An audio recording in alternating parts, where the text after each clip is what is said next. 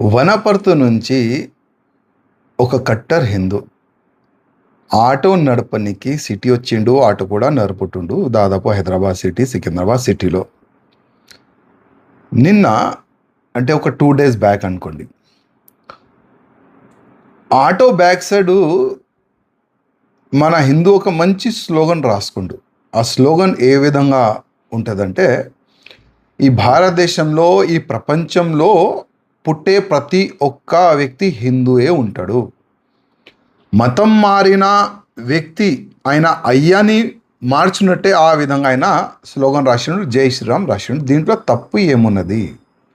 కానీ కొంతమంది ముస్లింలు ఆ స్లోగన్ని చూసి ఆయనకి ఆపి ఆర్గ్యుమెంట్ చేసినారు, ఆయనకి కొట్టనికి పోయినారు, ఆయనకి తిట్టినారు కూడా. మరియు అత్తాపూర్ పోలీస్ స్టేషన్లో కంప్లైంట్ కూడా ఇచ్చినారు ఆ ఆటో వ్యక్తి పైన. ఆటో వ్యక్తి పైన కంప్లైంట్ ఇచ్చిన తర్వాత ఆ అత్తాపూర్ పోలీస్ స్టేషన్లో ఉన్న సబ్ ఇన్స్పెక్టర్ ఆ ఆటోడికి ఫోన్ చేస్తాడు.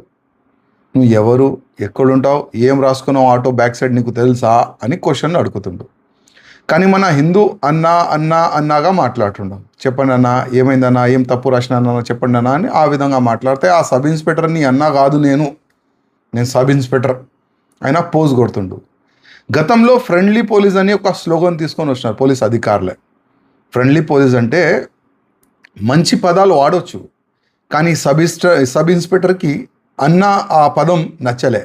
ఈయన హిందూ ఉన్నాడా, క్రిస్టియన్ ఉన్నాడా, ముస్లిం ఉన్నాడా తెలియదు.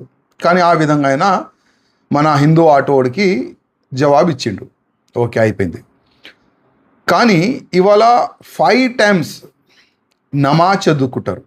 నమాజ్ చదువుకుంటే కూడా మాకు అభ్యంతరం లేదు, కానీ ఆ నమాజ్లో ఆ పదాలు ఏ విధంగా వాడుకుంటారు వీళ్ళు? ఈ ప్రపంచంలో అల్లా ఒక్కటే, ఈ ప్రపంచంలో ఏ దేవుడు లేడు అని ఆ విధంగా ఆ పదంని వాడుకుంటారు.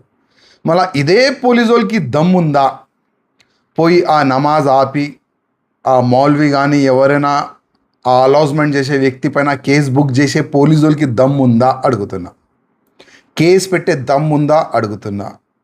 ఫోన్ చేసి బెదిరించి అట్లాంటి పదాలు వాడతారు కదా వీళ్ళు, అది వాడే దమ్ముందా అడుగుతున్నా. లేదు కదా. ఎందుకంటే హిందువుల పైననే దౌర్జన్యం చేయాలి, హిందువులకే ఒత్తాలే. ఇదే కదా మన పోలీస్ డిపార్ట్మెంట్లో ట్రైనింగ్ ఇచ్చేది ఇప్పుడు. ఇదే కదా, హిందువుల్ని ఒత్తాలి, హిందువుల్ని కొట్టాలి, హిందువుల పైన కేసులు పెట్టాలి, హిందువులకి జైలుకి పంపించాలి. ఇదే నేర్చుకున్నారు మన పోలీసు వాళ్ళు. కానీ 2 days బ్యాక్ జరిగిన ఒక సంఘటన, మొన్న మన బజరంగ్ దళ్ కార్యకర్తలు, ఆల్ హిందూ సంఘాలు ఆటో హిందూ వ్యక్తి సపోర్ట్గా నిలబడి ఆయన పైన కేసు కాకుండా చూసినారు, ఆయనకి హెల్పింగ్గా నిలబడ్డారు. ఆల్ హిందూ సంఘాలకి నా హృదయపూర్వక ధన్యవాదం. అదేవిధంగా పోలీస్ కమిషనర్ డీజీపీ గారికి నా ఒక నివేదిక. స్లోగన్ ఏం రాసిండు, ఏంది దానికి అర్థం చేసుకొని ఈ సబ్ ఇన్స్పెక్టర్ పైన యాక్షన్ తీసుకోండి. మీరు ఆ ఆటో వ్యక్తిని ఆపే ఆ వ్యక్తులు పైన మీరు యాక్షన్ తీసుకుంటారా? చూద్దాం.